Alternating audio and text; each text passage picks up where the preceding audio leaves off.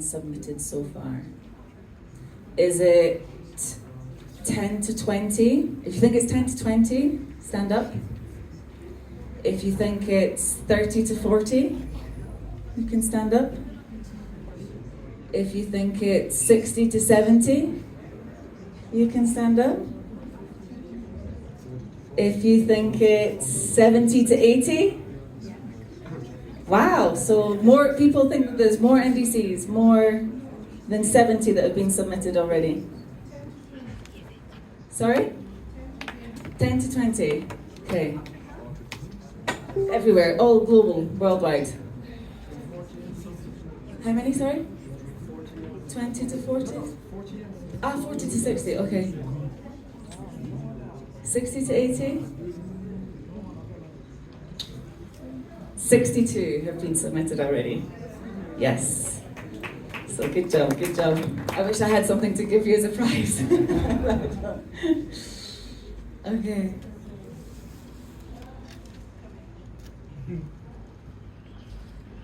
How many, I'm giving away my slides here, but how many of those new NDCs do we think include circular economy? Whether that's explicitly mentioned or it's just referenced. How many do we think of those 62? Vast majority? So this is UNDP analysis that we have from the end of July, so there have been more that have been submitted since then. But you think the vast majority? Any other? You're hopeful? 40%. Sorry? 40%. 40%. Less? There's 18 out of 62, as of end of July, that include circular economy references. Okay, so I don't have to really set the scene anymore. You all know what NDCs are. You know why they're important and what this NDC revision cycle means. And you all know that this third generation of NDCs need to be submitted this year. This is the 10th anniversary of the Paris Agreement, so it's a big milestone. So these are some latest trends and insights from the UNDP Insights Brief series and UNDP analysis. So there's a really powerful story that's emerging from these new NDCs that are coming through the door. We are seeing that they are much more robust, they're more implementable, they're more inclusive, and they're more investment ready. So here, as of just last week, there's 62 countries that have submitted their new NDCs, and there's still over 110 that are due to submit by the end of this year.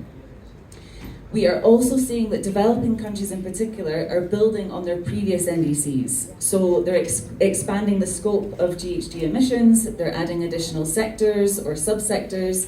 These new NDCs are being informed by the global stocktake outcome, and they're also balancing their mitigation and adaptation priorities.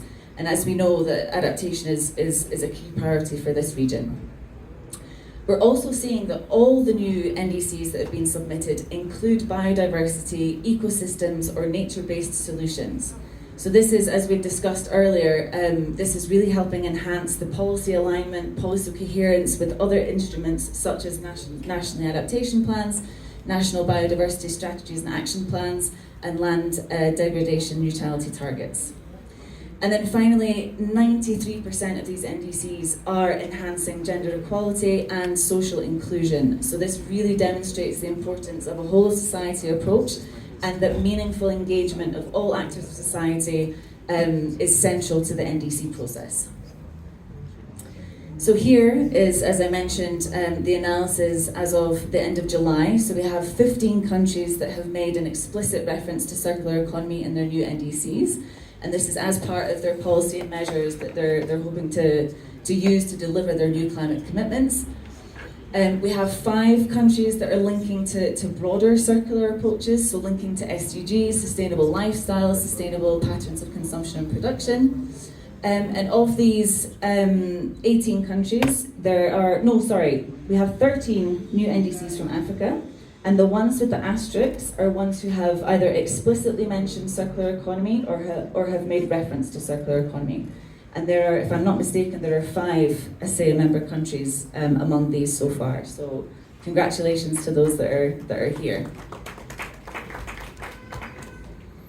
So I won't go into this one. We know the challenge. We know where we are. But I will highlight that the COP28 global stocktake outcome specifically notes the importance of transitioning to sustainable lifestyles and sustainable patterns of consumption and production, and have even noted the importance of circular economy approaches to do that. So NDCs really can be seen as these instruments, these vehicles to integrate circular economy measures and help transition even faster. So why should you integrate circular economy into NDCs? So we've heard a lot about policy coherence, the importance of aligning policies and priorities. So here are three main ones. The first is around raising NDC ambition, so raising climate ambition. As of the 2024 UNFCCC synthesis report, only 28% of NDCs explicitly mentioned circular economy, and these tended to focus on waste management, on the waste sector. So we've heard, again, the potential of circular economy in other sectors and subsectors such as agriculture, buildings and construction, tourism, industry. So it's really about shifting the mindset beyond the waste sector for circularity and climate action. The second is around building climate resilience. So adopting circular measures can help restore ecosystems and help rebuild the natural capital that so many of communities depend on for their livelihoods. And this in turn helps strengthen the resilience against the impacts of climate change. So some examples here, for example, circular agriculture in NDCs. And then finally, circular economy can help drive sustainable development priorities. So we know that they are strongly tied to a range of SDGs and that can really help us meet those SDG targets. So how can we do that, I hear you ask? Well, to help countries in this process, 3 UN agencies came together, UNDP, UNEP's One Planet Network and the UNFCCC Secretariat, and we co-developed the first of its kind interactive online toolbox, building circularity into NDCs. So this toolbox aims to support countries in the Global South and the Global North to assess, to identify, to implement and to track circular economy interventions as part of their NDCs. This toolbox also includes an in-depth user guide. So this user guide really explains a bit more in detail why countries should integrate circular economy into their NDCs. It also includes additional resources. It includes checklists and case studies of best practices. Let me just see if not, yeah, okay. So the toolbox is designed around a 4-stage policy cycle. And it really is designed for countries to jump in depending on their national context. So for example, if a country is at the very start of their circular economy journey, they can jump into stage 1, which is looking at assessing the problem. But if they have, for example, like many of you do, have already developed a circular economy roadmap, you can dive in straight to stage 2 or to stage 3. So it's very much around, where you are in your circular economy journey. So the toolbox helps countries do a number of things. First is to assess material use and the embodied emissions of this material use. So this also includes socioeconomic indicators such as green jobs, such as GDP, to help identify priority sectors and subsectors that were potentially not included in previous revision cycles of your NDC. It also helps countries look at their current NDC, or the one that they're about to submit, to identify entry points on where circular economy could work, and to identify the relevant stakeholders across all the value chains. Because as we've heard again, the meaningful participation of all actors is crucial for ownership, for implementation. So that's one aspect that we cover here. In stage 2, so here's just some examples. So for each stage, you have a number of steps, and within each step, there are a number of key questions that help guide the user. And then you have the associated tools that help the user answer those questions. So here's just these are all screen grabs from the toolbox itself. So please do take a look online and play around. You can dive in and out. And then once you click on the tool, then it appears with more information, and then you can access the tool directly. So stage 2 here helps identify circular economy interventions in the priority sectors and subsectors that you had perhaps already identified or identified in stage 1. It also looks at targets and indicators that you can include in the NDC, and it also has tools on how you can strengthen political will and strengthen institutional arrangements for the implementation. The toolbox also includes sectoral examples or sectoral applications. So it shows you how you can essentially use the toolbox for 2 high impact sectors. One is buildings and construction, and one is food loss and waste. So here's just another screen grab from the toolbox. So you have some sectoral examples, and there are also case studies of best practices as well. And there's a full in-depth application in the user guide. Stage 3 looks at identifying the policy instruments, so EPR, deposit return schemes, whatever would fit your national context. And it also helps you assess feasibility, so what would be needed to implement these indicators, and it helps explore financial resources for implementation. So, as many of you know, there are many financial mechanisms that have been established under the Convention to provide financial resources to developing countries, and here there's just some of them, GEF, GCF, and one that I wanted to highlight was the example of the Gambia. And here, to help kind of overcome bottlenecks such as underfunding, institutional weaknesses, and other challenges, they developed an integrated national financing framework, so an INFF. They then aligned this INFF with their NDC, with their National Development Plan, and with the Global SDG Agenda. And this helped them create a more holistic financing mechanism that allowed them to really promote green and circular transformation across all sectors. And they did this by optimizing current and available resources, so they looked at public funding. It also helped them mobilize additional funding through private and blended resources, as well as leveraging innovative SDG financing. So this has been a really good example of how you can align INFFs with other policy instruments. And then the last stage is around tracking progress and reporting through biannual transparency reports, which is under the UNFCCC process. So we are currently implementing the toolbox in 8 countries. And I have a few, so these are the 8 countries here, and I just wanted to share some examples of some good practices, some good findings that we're seeing coming through. So one of them is Zimbabwe. So through implementing the Sustainable Consumption and Production Hotspot Analysis tool, which I believe we'll learn more about tomorrow from our UNEP colleagues, they were able to identify the agriculture and ceramic sectors as key priority sectors for circularity. So they identified a different range of agricultural commodity groups within the agriculture sector, and subgroups within the ceramic sectors. And they also identified circular interventions. So they looked at, for example, in the agriculture sector, they looked at expanding conservation agriculture, they looked at mixed agroforestry systems, they looked at reducing food losses.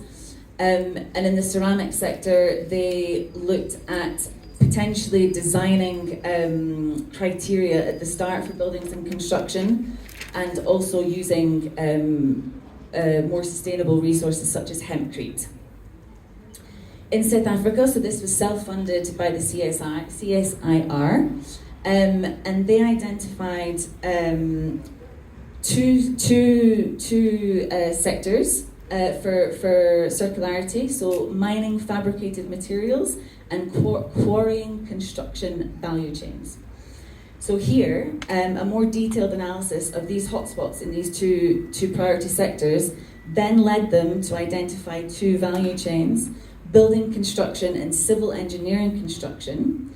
And then they identified 8 viable circular economy interventions within those 2 subsectors.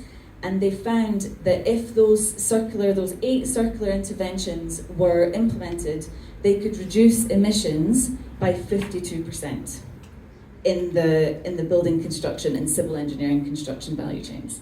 So the potential is really substantial. I'll just jump to, since we're on buildings and construction, I'll jump to Ecuador.